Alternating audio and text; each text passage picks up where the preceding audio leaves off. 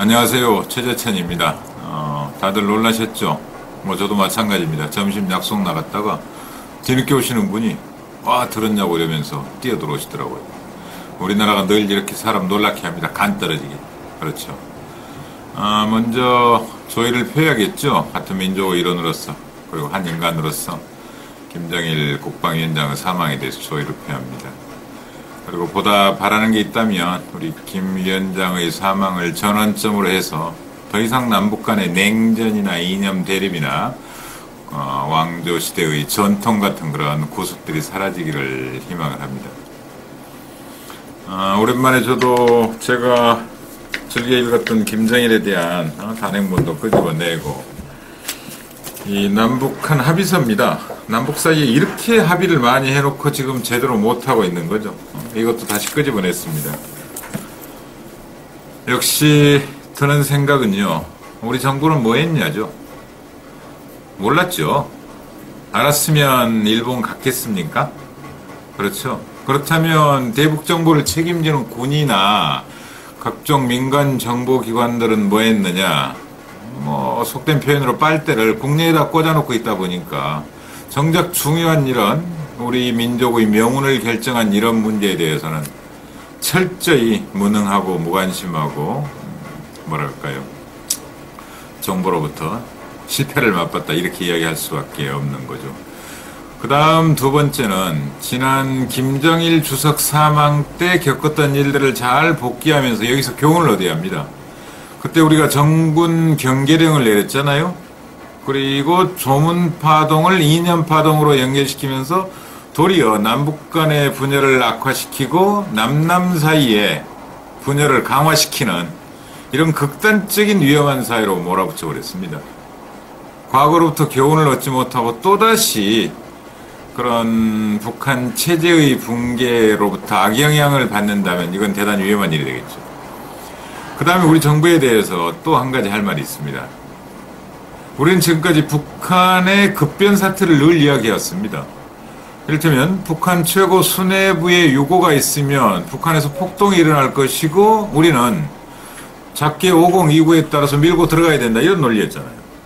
특히 조선일보가 여기 앞장섰잖아요. 급변 사태 발생 시 어떡할 거냐, 우리가 가서 북한을 접수해야 된다, 이런 논리란 말이. 그러면 역설적이지만 김정일 국방위원장 사망 이틀 동안 우리는 어떠한 정보도 받지 못했고 가장 중요한 시기에 정보가 없으니까 북한에 대한 판단착오를 일으켰고 개입의 타이밍을 놓쳤고, 이게 무슨 대북정책입니까? 이게 무슨 국방정책입니까? 진짜 정신 차려야 합니다. 그렇잖아요. 비핵개방 3천, 북한의 선핵 포기만을 내걸고 지난 4년 동안 뭐 했습니까? 영국의 저명한 학자 말대로 북한을 중국 쪽으로 밀어붙이고 우리는 자꾸 태평양으로 빠져나오는 그런 분단을 강화시키는 것 말고 뭐 했냐 이거죠. 정말 답답합니다, 그게. 자, 지금까지 우리 대북정책은 북한 지도부와 북한 주민 사이에 유리가 있다는 건 저도 인정합니다만 그게 극단적인 것처럼 우리 국민들을 속여온 거죠. 북한 지도부와 주민은 완벽하게 유리되어 있기 때문에 북한 지도부가 죽는 순간 북한 내부는 분열되고 폭동이 일어나고 나라를 망하게 된다. 우린 자연스럽게 가서 북한을 접수하면 된다. 일종의 북진 통일, 그다음에 흡수 통일, 이런 개념 가지고 그 통일에 가까이 왔고 우리는 할 능력이 있다, 이런 식으로 시민들한테 잘못된 정보를 제공해 왔는데 도대체 북한 최고 지도자의 사망조차도 깨닫지 못하고 그것도 모르고 외국을 나가고 그런 급변사태 때, 그런 위험한 상황에 이건 우리 정보의 실패를 떠나서 정부 실패를 말해주는 거고, 역시나 대북정책의 실패를 총체적으로 드러내보인 사건이라는 거 이야기하고 싶습니다. 제 결론은 뭐냐? 대안이죠. 대안은 뭐냐? 91년으로 돌아가서요. 저는 뜻밖의 노태우 대통령의 북방정책에 대해서 대단히 높이 평가합니다. 개인적 부패는 제쳐두고요.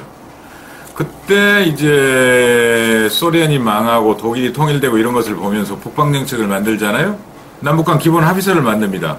거기에 남북한 관계를 이렇게 해놨어요. 쌍방 사이의 관계가 나라와 나라 사이의 관계가 아닌 통일을 지향하는 과정에서 잠정적으로 형성되는 특수관계라는 것을 인정하고 평화통일을 성취하기 위한 공동의 노력을 경주할 것을 다짐하면서 이렇게 합의했다고 되어 있어요. 그러니까 통일을 향해 나아가는 잠정적이고 특수한 관계, 이게 남북관계입니다. 자, 그 기본 합의서 정신으로 돌아가야죠. 그 다음에 6.15 공동선언으로 정신으로 돌아가야죠. 14선언 정신으로 돌아가야죠. 그렇게 해서 노태우 대통령, 그 다음에 김대중 대통령, 노무현 대통령으로 이어져 내려온 남북 화해협력, 평화통일의 노선을 다시 우리 사회의 주류 노선으로 끄집어내고 당분간 북한의 위기를 악화시키지 말고 예를 들어 조금 전 말씀드린 대로 김정일 주석 사망 시에 겪었던 그런 과오를 되풀이하지 말고 가장 안정적으로 남북관계를 관리하고 통일로 나아가는 그런 길을 열을 수 있는 계기가 돼야 됩니다. 1990년이 독일이 통일이 됐습니다. 그 친구들은 이미 21살이 돼서 사회로 나와 있습니다. 우리는 1950년에 통일됐고 작년이 분단 60년이었습니다. 아직까지 통일에 대한 어떠한 희망도 찾아내지 못합니다.